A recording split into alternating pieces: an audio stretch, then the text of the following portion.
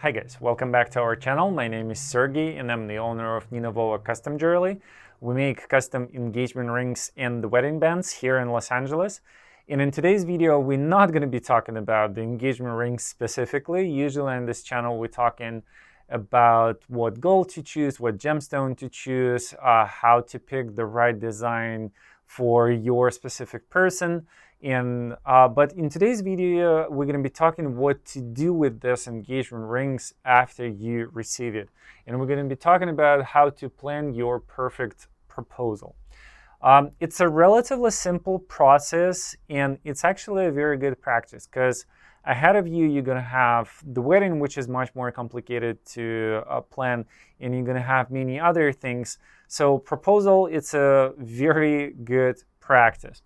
And as with any event, and you should think about the proposal as an event specifically, as any event, the planning is the key. You cannot just let it go, let it flow, and play by the ear. You should plan it in the details. And we're gonna go step by step, and by the end of the video, you'll figure out what to do in general. So first of all, you should make a general plan. How you're going to get the ring, where you're going to propose, and things like that. What you're going to do specifically on that day, what are you going to do after, and things like that. But let's go and talk about all of these things step by step in details. Well, first of all, obviously, you need to pick the perfect ring. And I have tons of video on my channel. There is tons of information on YouTube. The key here is not to just go to the store and buy the average ring. I would say the ring that mates for someone. The key is over here to make a very specific ring for that specific person. Think what your partner might want, what is the symbols of your relationship and things like that. I have many videos about it on this channel, so let's not talk about it here specifically. But you should take your time and energy to pick your perfect ring. And this one is naturally lead us to the next step. Take your time. Do not rush things. You have plenty of time really in front of you. You probably, the way to the proposal was probably quite long, probably a few years. If you rush it and try to save like a month or so, it's a recipe for not a really good things to happen, really. So you should take your time. And if you feel like you don't know something, you should go ahead and learn. You should take your time to learn everything about the engagement rings, about the stones, about the gold. If you're not sure, again, step back and go ahead and read about these things. Same for the location and for everything else. We have access to all kinds of information. It's good thing to take your time. Also, what I mean over here, usually the engagement ring takes about like 8 to 10 weeks to make. So make sure you're doing that. Do not rush the process. Of course, if you're going to go to the jewelry store, they can sell you the ring that was already made, and you can get it in a day or two. But your partner is going to wear it for a very, very long time. So keeping that in mind, again, step back, think about what your partner wants to wear. Try to come out with some sort of design. If you cannot get this design, go and hire the designer, or go to the custom jeweler, to us, for example, and we already have a very good designers who will draw sketches for you, and we're going to go back and forth to figure out what is your special design. But again, take your time. You're not really in a hurry. Even if it's in November and you want to propose on a 25th on Christmas, which is pretty common thing to do. Move it slightly. Nothing going to happen if you're going to propose in January or February. But instead of getting the, I call them maybe in the wrong way, but I'm calling them like a very standard rings. Instead of getting the standard rings, you can get a very stunning ring if you're going to take your time. Another thing I want to add over here in terms of the time is that do not rush with the proposal itself.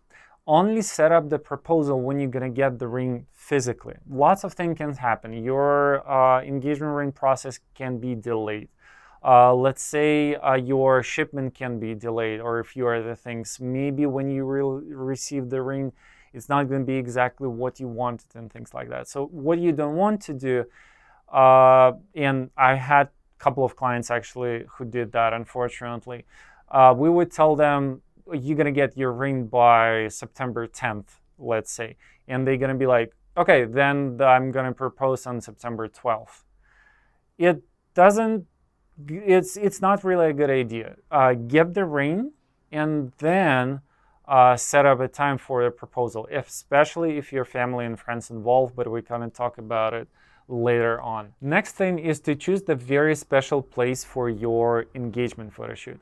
I know tons of places here in Los Angeles because I have another business and we do wedding photography and videography, and we're shooting about 30 proposals a year or so. So I'm quite familiar with that. Plus I consult a few of my friends about it. So we have pretty much everything. You can go and propose somewhere on the beach, or you can go for a hike or something like that. You can go for a little trip around here. You can do a very special thing. You can rent a helicopter in Burbank and fly up the mountains and set up the picnic and things like that. You can go on the rooftop of the skyscraper. We have tons of options over here. And in your specific town, you you definitely have tons of other options as well. You can have back horse riding. You can do tons of other things. You should just Google what is around you and see what resonates with you as well. There is also a great idea to go for a vacation, let's say, and that's very good thing to do psychologically, because you're gonna get removed from your place where you're going to work when you're doing all these things on a daily basis, and you're gonna go to a special place to do a very special thing. Just by itself, it's a very nice idea. I'm gonna go and do the separate video about the engagement locations here in California specifically, because that's where I am. But in your specific town, you can just Google things, and most likely you're gonna get few suggestions. And again, just try to figure out whether it resonates with you and with your partner. Do not just do this because it's popular. As the Chrysler building in New York, for example. See if it's really working with you. The next step, it's more of a suggestion, is to bring your friends and family.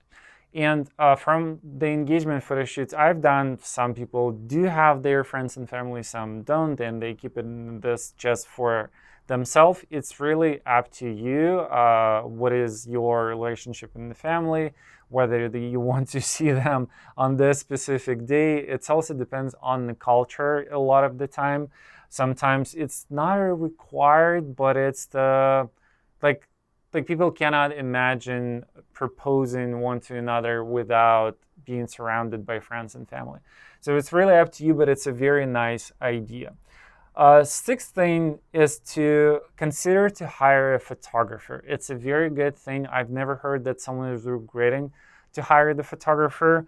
The main concern over here is that your partner going to see that person, which is never is the case, because you probably, if you're choosing to propose in a public place, there is going to be other people's. In today's world, the cameras can be very small, so you can easily hide it and stand next to your couple and just jump into the frame when the actual proposal going to happen. And actually, when you put the ring on the finger, your vision naturally, like all of your attention is just there. You're not noticing absolutely anything around you, so it's not going to be an issue. We've done one where we did the photography and videography, and the coolest thing that you can carry in the microphone like that, and you can record all of your mouth. And talking about this, let me jump through one point over here and say that you should practice your speech, whether it's recorded or not. And what do I mean here? I mean that specifically practice your speech. Lots of the people writing them down and everything, but they are not able to say that words when the moment is there. And it's absolutely understandable because you get so nervous. It's really hard to talk when you're doing this kind of things. But if you do practice it in front of the mirror, for some people, they should practice like 5 times. Some would practice 10 times. You have time. Just take your time and practice this speech because it is important. At the same time, if you're nervous so much that you cannot say that, you can do this afterwards. And we're actually going back one step, and I want to suggest you to plan the day overall, the day of the proposal overall. What are you going to do before that? How you going to spend your time before the actual proposal? Whether it's going to be like a nice lunch or something like that. And also, what you're going to do after the proposal. Are you going to go to the dinner with your friends and family, or you're going to spend time for yourself? You don't want just to propose and let's say just go home, right? And that's actually where the proposal when you're traveling comes handy, because it's really put you in a condition where you're gonna go somewhere outside, like somewhere out natural, like to the nice restaurant. But anyway, just plan the whole day from the beginning to the end, from when you waking up until you're going to bed. Just plan this day in a very, very special day. It's not just a proposal. It's not just this 5 minutes by itself. It's just the whole day that you can really make special. Also about the plan of the day, I want to add over here, and again, I'm jumping back and forth on the things. It's really that doesn't matter whether you doing this proposal secretly or you open with your partner and you planning this together.